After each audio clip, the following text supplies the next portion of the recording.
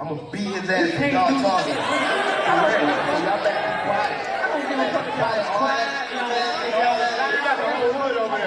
His applause-ass Tank will be beaten by me. Davis is ready to get back in the ring, and everyone is talking about his upcoming battle. The WBA lightweight champion will take on Lamont Roach Jr., a match that has already generated a lot of controversy. Although Roach exudes confidence, let's face it, he could be heading right toward trouble. Match clause, people, so get ready for 2 fights. But, yes, and after I beat him the second time, I probably would ask the WBA to let me go up to 140 and fight. There is a rematch clause, so prepare for 2 fights, but yes, and after I defeat him the second time, I probably would ask the WBA to allow me to move up to 140 and fight R. This matchup comes after one of the most technically skilled fighters of this generation, Vasyl Lomachenko, withdrew from talks to unite with Davis, leaving him free for the remainder of 2024, which fueled rumors that he would retire in 2025. This left Davis's team searching for a new challenger, and they swiftly narrowed it down to 2 names.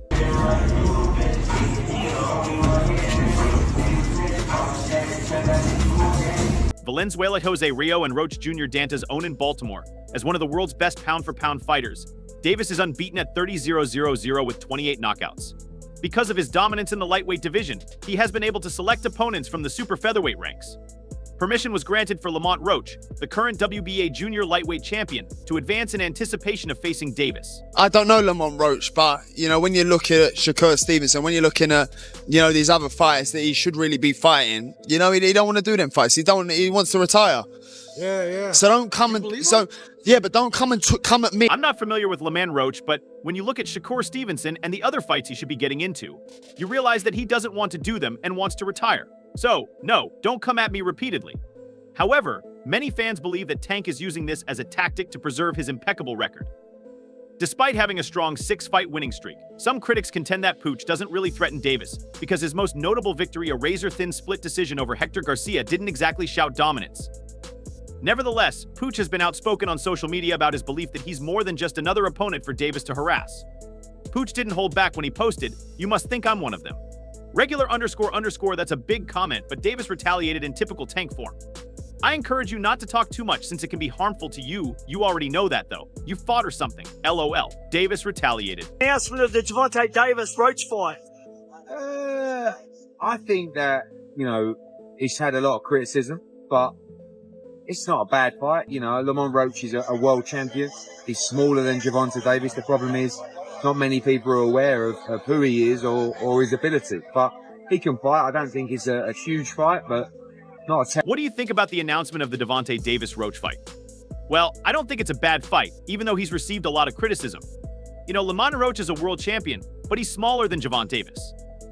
The issue is that not many people know who he is or how good he is, but he can fight.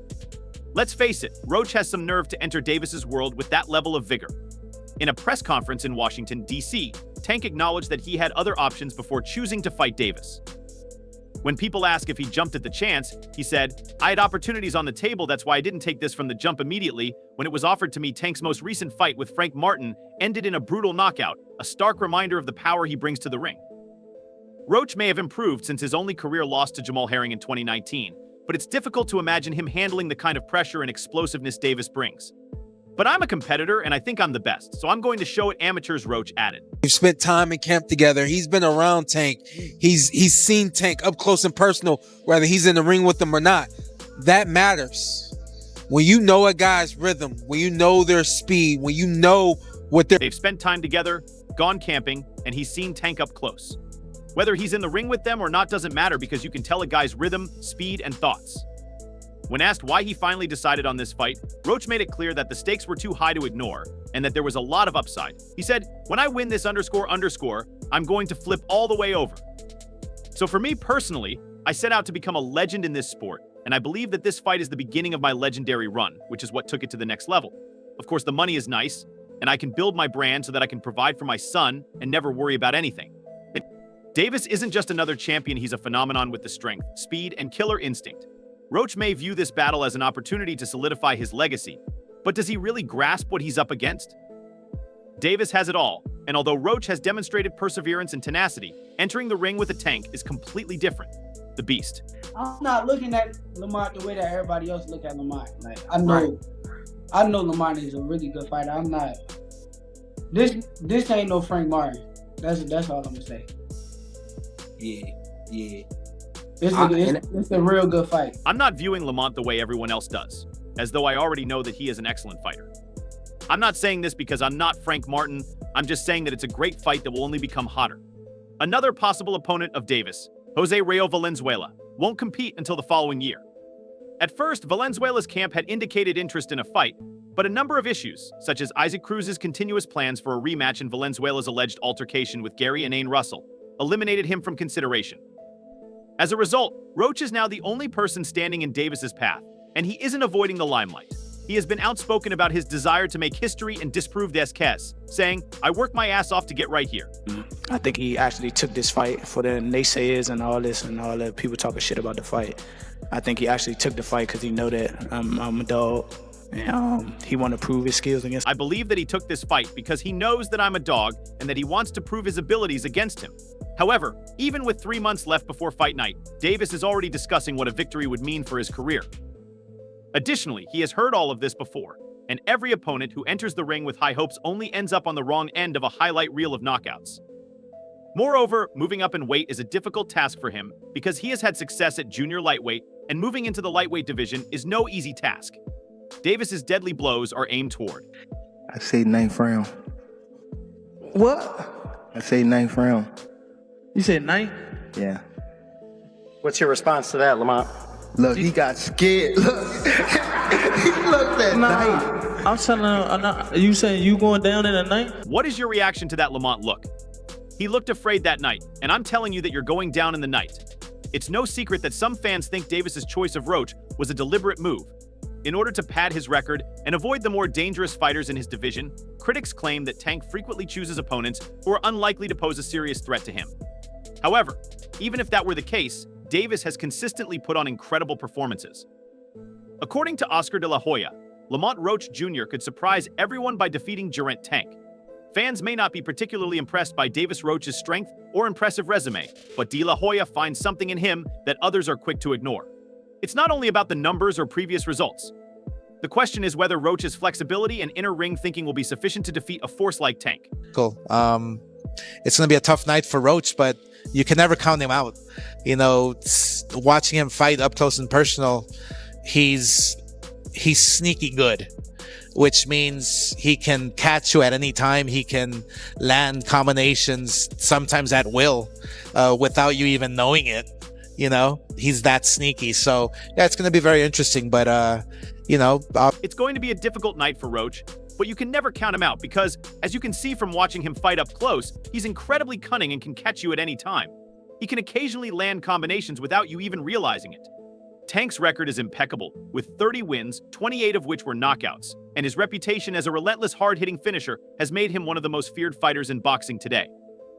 Roach, on the other hand, doesn't seem to have the kind of punching power that would make Davis pause. His KO rate is low, and his most notable victories have still come through decisions rather than knockouts. Oscar maintains that Roach is cunningly skilled and that his skill set isn't as simple as it appears. Roach may have the kind of subtle tactics that can catch even an elite fighter like Tank off guard. De La Hoya hinted. It's cunning, but it only takes you so far when you're up against someone like Davis. Tank has faced far more formidable foes than Roach, putting his experience and mid-fight maneuvering skills to the test. Roach hasn't fought anyone close to Tank's level, according to critics. Christmas wish list. 3 names that you want 2025. I won't say. All right. Who? 3 names you would like to have by 2025 for your Christmas wish list. I will not state that I will not be all right. Music who De La Hoya is certain that Roach's path to victory isn't impossible, and he's given advice that may be the only way Roach has a chance. Even in his victory over Hector Garcia last year, Roach nearly lost by split decision. Such a performance doesn't inspire much confidence going into a fight with one of boxing's best fighters, pound for pound. Avoid fighting if you're anxious or afraid. It's simple to say have fun, but when you're up against someone like Tank, that's the last thing you want to think about.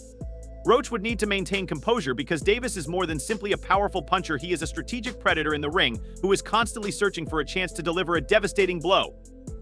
Under pressure, something that the majority of Tank's previous opponents have not been able to accomplish. Just overall being something that he's not been in the ring with. I'm the total package, and honestly, sometimes I think he doubts himself.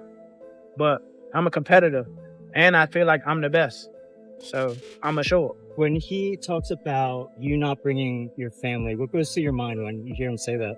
I'm the complete package, and sometimes I think he doubts himself, but I'm a competitor and I think I'm the best. So I'm positive that when he talks about you not bringing your family, what goes through your mind when you hear him say that according to De La Hoya?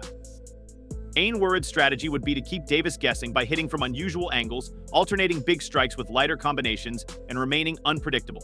Tank has the kind of power that can end a fight in an instant, and he's repeatedly shown that he knows how to use it. It's going to be a party, and I'm going to tell you something about it. De La Hoya thinks this strategy could keep Tank off balance. It's gonna be a party And on I'm your floor. gonna let y'all know, son. His father was up here It's shaking gonna- it's on the gonna what's be- the name? He was shaking on the Thank everybody that played a part in it. My team, Roberto Diaz, Gary Jonas. on my kids. He was shaking on his phone. On my kids, he was never. shaking. How you gonna say it's cap? And It gotta be. You gonna say That's- it's cap? I'm watching this. Gotta be. Forcing him to think instead of react. But even De La Hoya admits that Roach needs to be cautious because one mistake could light him out. My father was trembling up here. What's his name? He was trembling on the thank you to everyone that helped with it, including my team Humberto Diaz Jonas and my kids. He was trembling on my ID. How are you going to say it's cap and then I'm watching? You have to be still. In reference to Tank's battle with Ryan Garcia, in which Garcia was able to hit a short left hook that had Davis holding on for a brief moment, De La Hoya saw a path for Roach. If Roach can find a similar gap, Tank will appear vulnerable. De La Hoya thinks he might have a chance to knock out Garcia, which is a huge if, but Garcia's power is superior than Roach's, so it could be too much to expect Roach's to duplicate that kind of moment. You know, when they start talking, when the people who I fight, when they start talking, that's when y'all get dumb. I'm gonna beat his ass. He can't y'all do talking. shit with. For I don't real. give a fuck. So y'all better. There's also the issue of Tank's mindset. Many fans and analysts believe that Davis may be taking this fight lightly because the general public believes that Roach is an easy win, a fighter with a padded record and no real knockout power. If Tank is underestimated, this could work against him. Overconfidence has been the downfall of many great fighters in the past, and Roach could take advantage of any complacency from Davis. However, let's not get ahead of himself. Tank has built his career on remaining brutal, focused, and sharp.